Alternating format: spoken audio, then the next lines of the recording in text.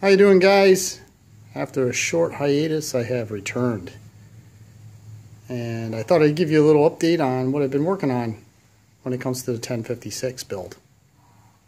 If you have seen my prior videos, you probably recall that I replaced the original 1056 3-speed transmission with an 8-speed transmission from probably the early 70s.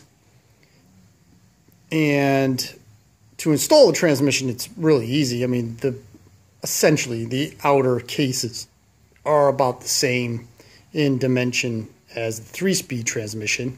So it bolts right up to the 1056 frame. As you can see, the original 1056 sheet metal bolts right into place just like it would. There's really no modification. If we take a look over here on this side, the brake band and the clutch all falls in line, so we'll be able to use the 1056 clutch rods and foot pedal and brake assembly. All that will get installed and will just work like the 1056 would. Now, the one big difference though between the two transmissions is the input shaft. An 8-speed transmission like this one has a 5/8 diameter input shaft, and a 3-speed transmission has a 3/4 inch input shaft. Sorry, so 3/4 inch input shaft on the 3-speed transmission. But if you don't want to modify the belt guard or the original belt guard to one of these early 60s tractors by swapping the 8-speed in, you gotta come up with some way of getting the original 3-speed 3/4 inch bore pulley to work on the 8-speeds 5/8 input shaft. My mind is getting a little messed up there.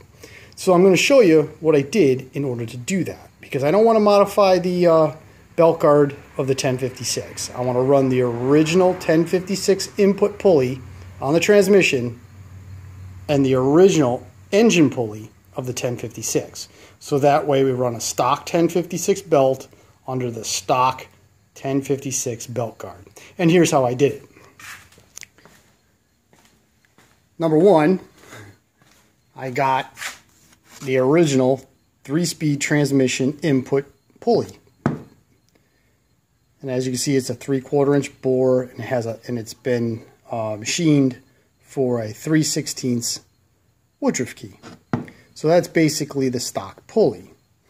The only thing I did to do to the pulley specifically is I had to machine this embossment down a little bit. I forgot how much. I think I took about a little bit less than 1/8 of an inch off the face of the pulley. And the reason for that is the 8-speed transmission, okay, pushes the pulley out about 1/8 of an inch towards the belt guard.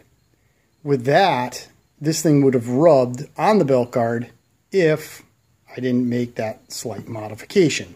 So I machined the front of the pulley down in my buddy's Bridgeport, so that way it would be the proper thickness. Once all bolted together, it'll clear the belt guard. And then obviously it won't rub the case. So as I said, this is 3/4 inch. The original, or the input shaft, is 5/8 on the 8-speed transmission. That requires one of these, a shaft adapter, or what I call it a speedy sleeve. I don't know why. My buddy was working on a small block Chevy, and the rear main seal leaked because the crankshaft had like a groove cut into it from the oil seal. So what they did was they used what's called a speedy sleeve. You just tap it onto the crankshaft, and that provides the new surface for the rear main seal to ride on. Ever since then, I always call these things, which are shaft adapters, speedy sleeves. I don't know why. So if I say speedy sleeve, I mean this thing right here. And the beauty of these is, like, you know, you can get them and they just slide right in. Just line this up. Okay, you just, obviously this has to be lined up with the key, but I'm just showing you for purpose's sake. You slide that in and boom, there you go. Now we can get a 3/4 inch pulley on a 5/8 shaft. Pretty darn cool. But we still have an issue. And that issue is the key. The original 5/8 shaft of the 8-speed uses this tiny, tiny, tiny Woodruff key. Now, this is perfectly fine. Some guys will actually machine a keyway slot into the input shaft. I probably should have done that. I just didn't. So I needed to adapt this to work with that. Now, this is a fair amount thinner than 3/16. To be honest with you, I measured it. I can't remember it. But this in the shaft with this is not going to work because it's too thin.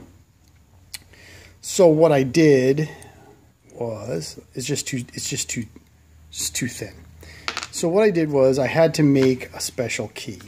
And what I did was I took a larger Woodruff key. I actually used a 3/16 Woodruff key. This one I believe is 1/4 inch. I just didn't have a 3/16.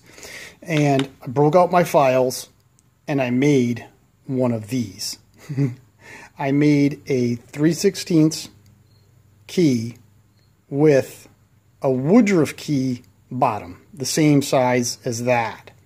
So this will slide into the Woodruff key slot in the original input shaft, the 5/8 input shaft, but will provide me with a 3/16 square key. Okay, it's a little off, but you'll see that it works to fit the 3/16 pulley. So what I'm going to do is I'm going to pause this and I'm going to put this together so you can see how it looks. Okay, so now we're over here by the transmission. Now, after careful measurements, and I mean a lot of measuring, a lot of filing, a lot of remeasuring, I was able to get this key, okay, to fit pretty darn tight. Now you can see that it's not completely seated. I do have to actually take my little hammer and tap it into place. So now that is completely seated, as you can tell, all right? All of it is in place. So I'm going to go get the pulley and I'll show you how it fits. Okay, so the only thing that I've done since I showed you the pulley is I've just readjusted the sleeve so the keyway slots line up. And all you need to do now is, whoops, let me get that lined up. I'm kind of looking at the pulley and that bad boy, just give it a couple taps, okay? This will get pushed in just a hair, but you get the general idea. The shaft has just a little play in and out, so we push it all the way in, spin the pulley, nothing rubs. And now, and nothing's loose. You can actually see, there's nothing loose. Everything fits nice and, not snug, but everything fits perfectly. I can just crank down on that bolt, or the set screw I should say. It's going to mash down on the key just like it's supposed to. Everything will be locked into place, and then I'll have the stock pulley on the 8-speed transmission. The only thing I'll do is I'll put a little bit of blue Loctite on the sleeve, on the inside between the sleeve and the pulley, and I will put just a touch of blue Loctite on the key itself in the shaft, so everything's just kind of locked into place. And then I'll screw down the set screw. And then with that, I can run the original size 1056 belt with the original 1056 engine pulley, all covered by the original unmolested 1056 pulley. Oh boy, belt guard. All right, guys, I hope you found that video interesting. Just a little tidbit. I've done this a couple times. I've never had an issue with it. You know, if I really wanted to make it like super hardcore, I would take the input shaft, the transmission back out, take it over to my buddy's machine shop, put it in the bridge port, and then physically machine a 3/16 slot into the input shaft itself and run just a square key. And when you buy those sleeves, I should say, I got it off of eBay. I've made them before, but I particularly got this one off of eBay. I got one, I think this was like 2.5 inches. Obviously, I cut a chunk of it off. It comes with an enlarged key right here, or taller key, a 3/16 taller key. So if you machine the input shaft for a straight cut key, they give you the bigger one. So you could just measure it, you know, the top of the slot down, and then just bore or machine the keyway slot into the input shaft appropriately.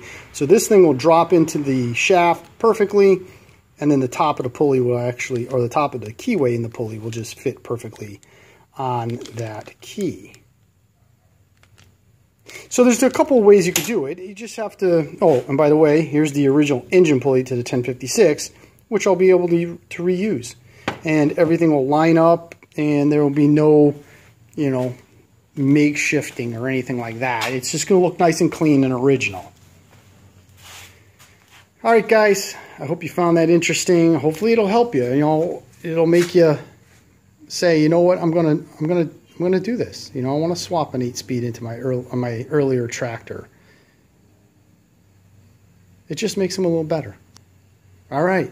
Thanks a lot, guys. I hope you found it interesting. Please thumbs up this video if you like it. I'm learning that the more thumbs up, the more prevalent my video is.